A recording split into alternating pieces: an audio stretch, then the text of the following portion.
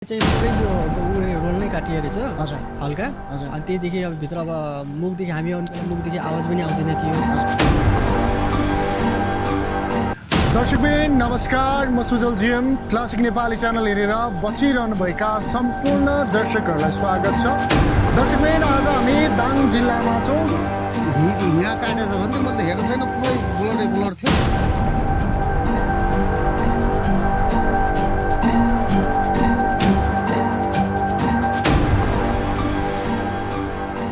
दाङ जिल्लाको घोराई उपमहानगरपालिका ward number 12 को बगिया भन्ने गाउँका एकजना 27 वर्षीय युवा श्याम नेपालीले श्रीमतीसँग भएको सामान्य झगडाका कारण आफ्नो घाँटी आफैले धारिलो हतियार प्रयोग गरेर काटेका छन्। मैले अब यस्तो गरेपछि मेरो बुढी फर्केर बुढी र छोरा आउँछ भनेर सायद गरिबी जस्तो पनि लाग्छ। उनको घाँटीको श्वास नली काटिएको छ भने उनले सास फेर्दा र बोल्दा पनि उनको आवाज घाँटीबाट बाहिर आउने गरेको उनका आफन्तजनले बताएका छन्। खास घटना के हो र किन एकजना 27 वर्षीय युवाले आफ्नो घाँटी आफैले रेट्यो त? यही घटनाको वास्तविकता बुझ्नका लागि हामी यो श्याम नेपालीको उपचार भइरहेको हस्पिटलसम्म आइपुगेका छौँ। यो घटनाको बारेमा तपाईँलाई के भन्नु मन छ आफ्नो विचार कमेन्ट बक्समा व्यक्त गर्नुहोला भन्दै अब पनि म तपाईँहरूलाई श्याम नेपाली जसले आफ्नो घाँटी आफैले रेटेका छन् ती श्याम नेपालीको आफन्तजनसँग जोडिन्छु। हामीसँग श्याम नेपाली जसले चाहिँ आफ्नो घाँटी आफै रेट्नुभयो, उहाँको दाई र भाइ हुनुहुन्छ है। तपाईँ चाहिँ दाई? हजुर। आफ्नै दाई? साके दाई। तपाईँ चाहिँ अङ्कलको छोरा? हजुर। भाइ? भाइ हजुर। खास के कारणले गर्दाखेरि श्यामले यो घाँटी आफ्नो रेट्नु भएको रहेछ, के छ? यसो बुझ्दा के भन्नु, हामीले चाहिँ उसले भन्छ कि अब मैले आफै रेटेको हुँ, मैले कसैको त्यसले टेन्सन लिने होइन, कसैले के गर्दा पनि होइन भन्छ। हामीसित फेरि अरूसित फेरि अरू कुरा गर्छ भन्छन्। के हो अब त्यस्तो भन्नाले अब श्रीमती अब घरमा नभएको कारणले होइन, यदि श्रीमतीको टेन्सनले गर्दाखेरि मान्छे अब धेरै टेन्सन भयो होइन, धेरै टेन्सन भयो हुनाले डिप्रेसनमा गयो क्या मान्छे। त्यसले गर्दाखेरि पनि अब त्यस्तो भयो होला सायद जस्तो लाग्छ मलाई। तपाईँहरूलाई चाहिँ त्यही? हजुर हजुर। अब श्यामले आफ्नो घाँटी आफै रेट्नु भएको छ, हजुर। कस्तो अवस्था छ, कस्तो अवस्थामा भेट्नुभयो तपाईँहरूले? घटना घट्दै गर्दाखेरि तपाईँहरूले प्रत्यक्ष देख्नुभयो, मतलब केही समयपछि पुग्नुभयो, के थियो घटनास्थल? लास्टै गम्भीर, लास्टै सकिसक्यो। हामीहरू चाहिँ यहाँ आउने बेलामा चाहिँ हामीहरू जहाँ घटनास्थल थियो त्यहाँनिर हामी भेटेनौँ। हजुर। ऊ चाहिँ हामीले हस्पिटलमा नै भेटेको हो। हजुर। एकदमै गाह्रो जटिल अवस्था नै थियो। कस्तो अवस्था भन्नाले अब तपाईँको अक्सिजन मात्रै लागेको थियो उसले चाहिँ होइन। हामी आउँदाखेरि र आफै नै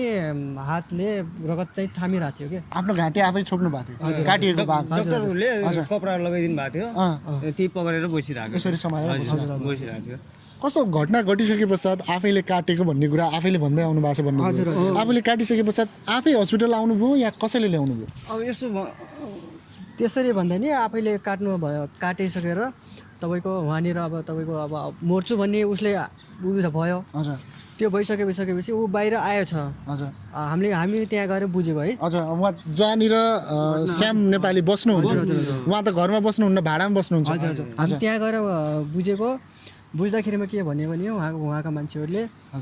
तपाईँको घाँटी काटेर यहीँ आएको थियो। एकजना दाइले चाहिँ अब 500 रुपियाँ मागेर त्यही 500 रुपियाँ लिएर चाहिँ अटोमा खुदै आएछ यहाँ आफै। ए घाँटी काटिसके पश्चात आफैले अटो चढेर अरूसँग 500 मागेर अनि हस्पिटल आफै आउनु भएको श्याम नेपाली? एकदम। हजुर। एकजना दाइले दिनुभएको छ त्यसलाई रगत त्यसको त्यो बोलेरो देख्दाखेरि ल हस्पिटल जा भनेर 500 रुपियाँ निकालेर दिनुभएको छ। त्यो चिनेको दाजु होला, हुन सक्नुहुन्छ होला। त्यसलाई के भन्नु, ठिकै धेरै राम्रो गर्नुभएको। त्यहाँ नहुनुहुन्थ्यो पनि त्यसको ज्यान पनि जान सक्नुहुन्थ्यो रहेछ। रनिङ गर्दो रहेछ रोडमा, लगभग आधा 1 किलोमिटर दौड। घाँटी काटिसके पश्चात त्यति कुदेको? हजुर। त्यसपछि यो एकजना दाइले देखेर त्यसलाई ल त्यो टिचले ल भाइ 500 रुपियाँ अटो बनाएर जा हस्पिटल भनेर यहाँसम्म हस्पिटलसम्म आइपुगेको छ। तपाईँहरूलाई आउँदाखेरि कस्तो अवस्थामा भेट्नुभयो भाइलाई? हामीहरू आउँदाखेरिमा कस्तो थियो भने त्यही हो, घाँटीहरू छोपिरहेको थियो, ब्लडहरू पुरा बगिरहेको थियो होइन। डक्टरहरू नर्सहरू लाग्नु भएको थियो एकजना होइन। अनि हामीहरू आइसकेपछि यहाँ बिल तिर्ने मान्छे पनि कोही पनि थिएन, अनि एकजना पनि मान्छे थिएन यहाँ। अनि हामीहरू 10-15 मिनट अरू ढिला आइदिएको भइदिएपछि सायद बाँच्ने नै गाह्रो पर्थ्यो होला सायद। मतलब आफ्नो मान्छे नपुगेको भयो केस हजुर तपाईँले कसरी थाहा पाउनुभयो कसैले तपाईँलाई फोन गर्नुभयो कसरी के थाहा भयो जसले 500 रुपियाँ दिएको थियो होइन हजुर उसको चाहिँ यहाँ हाम्रो गाउँमा आफ्नो मान्छे रहेछ हजुर उसले नै उसलाई फोन गरिदिएर अनि हामीहरूले चाहिँ खबर गयो कि तपाईँलाई खबर गयो हजुर कस्तो अवस्थामा डक्टरहरूले भन्नुभयो होला तपाईँहरूलाई कति काटिएको कस्तो के छ केस भन्नाले एकदम जटिल केस हो उहाँहरूले भन्दै हुन्थ्यो यहाँ सक्दैन भैरवा बुटोलतिर लानुपर्छ भनेर भन्नुहुन्थ्यो होइन अब त्यही कारणमा गर्दाखेरिमा एकजना अब डक्टर यहीँ हुनुहुँदो रहेछ त्यहाँले चाहिँ अब जति सहयोग सक्दो सहयोग म गर्छु यहाँ र ब्लड चाहिँ धेरै बगिरहेछ भनिरहनु भएको थियो अनि त्यतिखेर भित्र उहाँले भित्र लगिसकेपछि अब उहाँले सक्ने र ब्लड रोकथाम गरेर चाहिँ अपरेसनै गरिदिनु भयो अब अपरेसन गरिदिनु भयो हजुर उहाँहरूको अनुसार कति काटिएको कुन भाग के कस्तो के भन्नुभएको काटिएको भन्नाले अब अहिले चाहिँ पुरै यो रोल नै काटिएको रहेछ हजुर हल्का अनि त्यहीदेखि अब भित्र अब मुखदेखि हामी आउने बेला मुखदेखि आवाज पनि आउँदैन थियो हजुर तपाईँ मुखबाट आवाज पनि आउँदैन कहाँबाट यहाँदेखि आउँथ्यो कि गर्दनदेखि आवाज आउँथ्यो घ्यार घ्यार गर्ने आवाज जस्तो हुन्छ नि त्यस्तो आवाज आइरहेको थियो ब्लडहरू पनि त्यो आवाज बोल्दाखेरिदेखि ब्लड पनि फ्याँक्ने गर्थ्यो कि ब्लडै बाहिर पिचकारी हाने जस्तो बाहिर आउँछ हजुर त्यस्तो अवस्थामा थियो अनि त्यही पनि अब डक्टरहरूले हामीले ब्लड रोकथाम गरिदिन्छौँ यदि हामीले सक्ने जस्तो भइरहेछ अपरेसन गर्छौँ यदि सकेनौँ भने लगेर जानु भनेर हामीले सक्दैनौँ भनेर एम्बुलेन्स पनि गराइसकेका थियौँ हामीहरूले अनि फेरि पछि हुन्छ म जति गर्न सक्छु त्यति गरिदिन्छु भन्ने हुनाले उहाँले चाहिँ लास्टमा चाहिँ अब सक्ने भएर चाहिँ अपरेसनै गरिदिइहाल्नु अपरेसन गरिदिनु हजुर अहिले के छ अवस्था उहाँको अवस्था अहिले पहिलेको भन्दा अब पहिलेको त्यस्तो अवस्था हेरेर अहिले त्योभन्दा त अहिले केही सुधार भएछ अपरेसन सक्सेस भइसक्यो हजुर हजुर हजुर अनि त्यही पनि अब तपाईँको अब हाम्रो अब गरिब दुःखीको अब उसले गर्दाखेरिमा नि पैसाको कारणले गर्दाखेरि अलि पैसा पनि पुऱ्याउन पैसा पनि अलिक तपाईँहरूको घरमा पुगेर आयो हामीले घर पनि हेऱ्यौँ अरू कुराहरू पनि हेऱ्यौँ अलिक कमजोरै देखियो के गर्नुहुन्थ्यो खास श्याम नेपालीले के गर्नुहुन्छ त्यसले गर्थ्यो यहाँनिर गिरिलको काम गर्थ्यो हजुर गिरिलको मिस्त्री हो उनीहरूलाई तर अब मिस्त्री हो पैसा कमाउँथ्यो कहाँ कमाउँथ्यो अब त्यो थाहा पनि हो मिस्त्री थियो थिएनलाई तर पनि अब उसले एकजना एक ठाउँमा काम गरिरहेको थियो त्यहाँदेखि अब उसले काम छोडिसकेको थियो अहिले त्यतिकै बसिरहेको बेलामा चाहिँ अब त्यस्तो अहिले जुन यो घटना घट्यो यो टाइम पिरियडमा उहाँ चाहिँ काम नगरिकन बस्नु भएको थियो खास गरी समाचार बाहिरी अनुसार चाहिँ श्याम नेपालीको श्रीमती उहाँ चाहिँ दुईजना बिचमा चाहिँ कुराकानी नमिले पश्चात यो घटना घटेको हो भन्ने समाचार बाहिरिएको छ खास के हो यो त्यही नै हो खासमा तपाईँको बुढीसँग बसेको लगभग 2 महिना भइसक्यो छुट्टिएको अनि फोन गर्दाखेरि पनि अब नआउने म आउँदैन भन्ने कारणले चाहिँ अब ऊ चाहिँ अब डिभोर्स गरिदिन्छु होइन छोरो पनि छ ठुलै छ होइन कति वर्षको छ लगभग 4 वर्ष 5 वर्षको छ धेरै अलि ठुलो होला नि हजुर 6 वर्षको भन्ने कुरा हजुर फोटो पनि छ उसको होइन छोराको पनि छ बुढीको पनि छ फोटो अनि तपाईँको यहीँ बोर्डिङमा हालिदिएको थियो उसले चाहिँ दुईजनाको मेलमिलाप नभएर अनि उसले चाहिँ फोन गर्यो होला सायद त्यो घटना घट्नुभन्दा अगाडि उसले फोन गरे रहेछ बुढीलाई मैले फोन डिटेल्स हेर्दा देखिन्छ हजुर डिटेल्स भन्दा नि मतलब फोन गरेको भेटिन्छ हजुर मोबाइल त छैन मोबाइल त लक खोलेर दिँदा उसले नम्बर हाल्ने दिन्छ ए हजुर मोबाइल त छैन उसँग हैन मोबाइल पनि छैन तर अरूको मोबाइलदेखि उसले खबर गरे रहेछ काट्नुभन्दा अगाडि हजुर मैले फोन गर्दाखेरि कुरो बुझ्दाखेरि म त्यसरी पत्ता लाग्यो कि हजुर म यस्तो भएको छ कि खबर आछ कि आछ भनेपछि बुढीसँग फोनमा कुराकानी भयो हजुर हजुर त्यस पश्चात चाहिँ यो घटना घट्यो हजुर हजुर यो के भएको छ त हजुरलाई के थाहा छ कि थाहा छैन भाउजू भनेर मैले सोच्दाखेरिमा उहाँले चाहिँ के भन्नु मतलब घटना घटिसकेपछि तपाईँहरूले श्यामको बुढीलाई फोन गर्नुभयो श्रीमतीलाई फोन गर्नुभयो धेरै के गर्नुभयो के कुरा फोन गर्दाखेरिमा मैले भने कि अब केही खबर पाउनु भएको छ कि नै भनेर भन्दाखेरिमा खबर पाएछु अनि उसले भन्यो खबर किन नपाउनु पाएछु पाउनु चाहिँ त्यसले नाटक गरेको हो केही पनि गर्दैन भनेर भनिरहेको भएको थियो उहाँले अनि मैले भने केही पनि गर्दैन होइन कि यहाँ गरिसक्यो हामी चाहिँ महेन्द्र हस्पिटलमा छौँ उसले घाँटी काटेर अनि एकदम जटिल अवस्थामा छ अनि आउनुहोस् भन्दाखेरिमा म आउँदैन म आएर के गर्ने थियो र भनेर भनिरहनु भएको थियो अनि त्यही पनि आज हामीहरूले धेरै कुराहरू राख्यौँ होइन आउनुहोस् कमसेकम बस्नु होला या नबस्नु होला कमसेकम एकचोटि हेरेन उसलाई देखिन त आउनुहोस् एउटा छोरालाई लिएर भन्दाखेरि पनि आउँदैन म त डिभोर्स गर्ने हो भनेर भन्नुहुन्थ्यो अनि त्यही पनि हामीहरूले धेरै मतलब श्यामको श्रीमतीले डिभोर्स गर्ने म आउँदैन यस्तो घटना घटिसके पश्चात पनि उहाँले त्यही कुरा भन्नुभयो ए खास केही कारण खुलाउनु भयो उहाँले किन भेट्न नआउने वा डिभोर्स किन गर्ने भनेर केही कुराहरू खुलाउनु नाटक गरिरहेछ मेरो लागि म आउँदैन म नाटकै हो भनिरहेछ ए नाटक यो घटना घटिसकेको छ उहाँले चाहिँ त्यसले मलाई यस्तो नाटक विश्वास भएन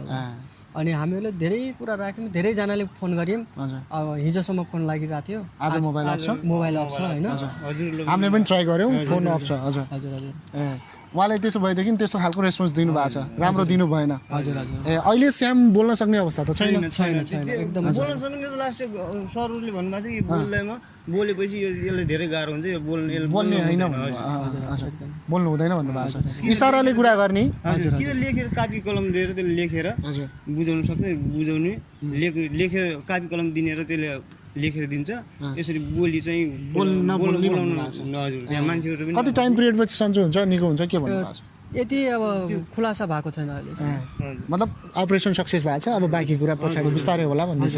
जस्तो उहाँको श्रीमतीले त्यस्तो खालको रेस्पोन्स दिइसके पश्चात अब अहिले श्यामले के भन्नुभएको छ इसाराले केही कुराहरू गर्नुहुन्छ यस्तो अब हामीले उसलाई चाहिँ अब बुढी आउँछ भनेर हामीले भनिरहेछौँ होइन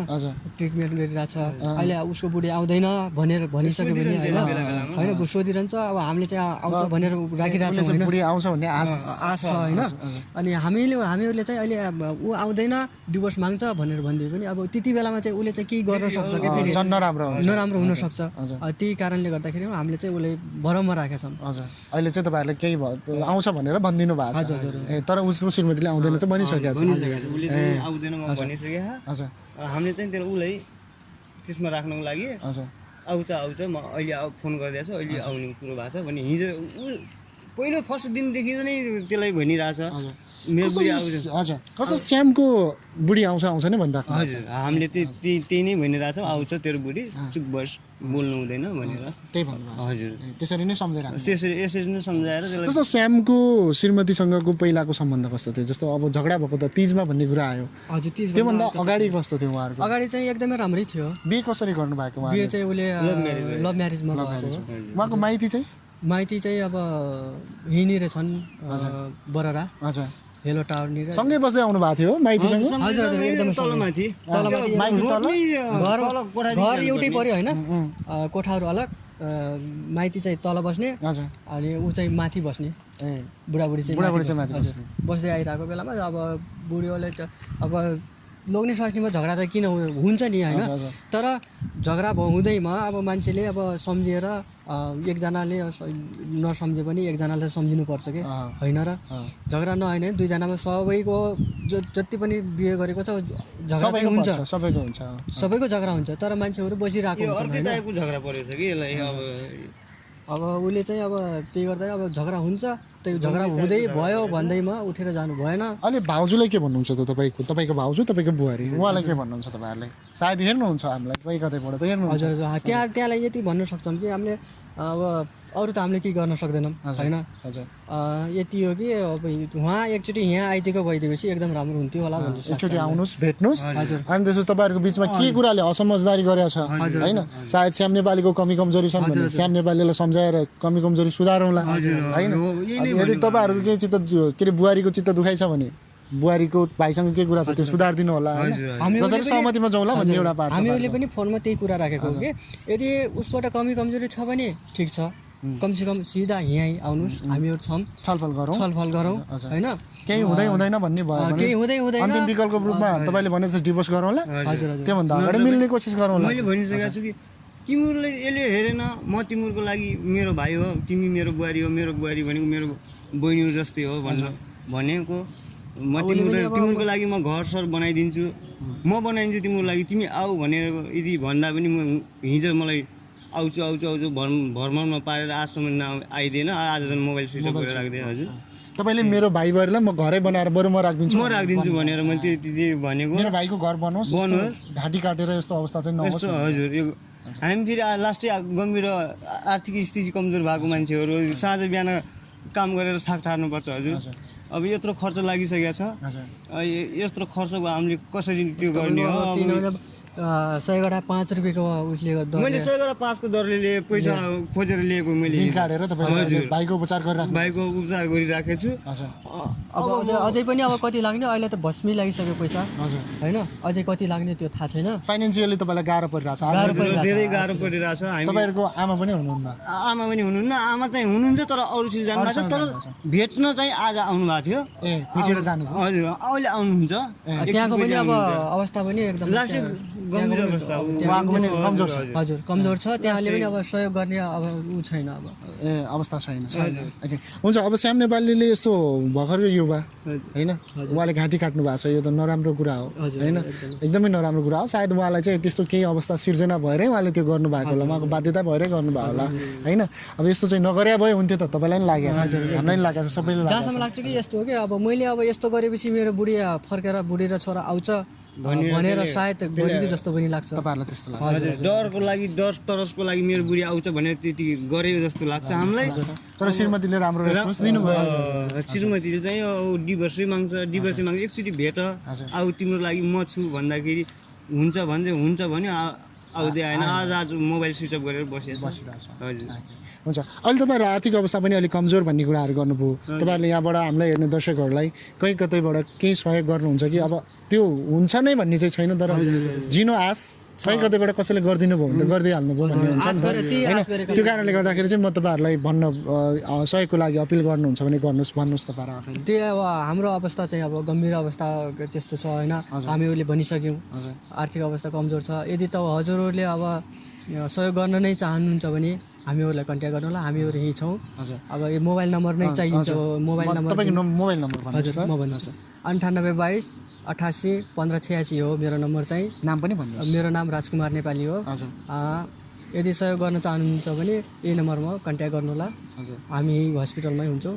र आफ्नो भाइको उपचारका लागि 100 को ऋण काटेर पनि उपचार गर्दै आउनु भएको रहेछ दाइले होइन भाइको लागि यति गर्नु भएको छ कहीँ कतैबाट कसैले सहयोग गर्नुभयो भने तपाईँहरूको लागि एउटा प्लस पोइन्ट रहन सक्छ म दर्शकहरूलाई एकदमै धेरै अनुरोध गर्छु सहयोग गर्न चाहनुहुन्छ भने सहयोग गरिदिनु होला पैसा पनि अब पाउनलाई गाह्रो भइसकेको छ हजुर पहिले पनि अब दिँदैन अवस्था यस्तो छ होइन लकडाउनको अवस्थामा पैसा पाउनु सहजता त छैन होइन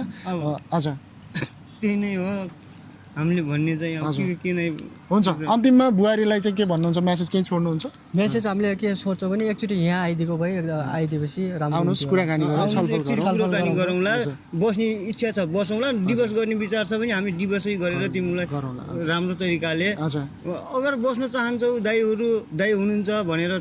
राम्रो तरिकाले दाइ म बस्छु हजुरहरूको अबदेखि सुध्रिन्छ कि भनेर मैले यतिसम्म भनेको कि आऊ तिमीहरूको म डिएसपी साहबसित गएर म कुरो गरेर कागजपत्र गराएर ओके गर्छु तिमीले आजदेखि तिमीलाई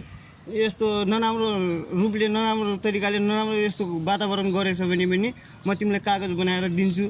पनि म भनेको हजुर भाइको घर बनोस् बुहारीको घर बनोस् हजुर त्यही नै हो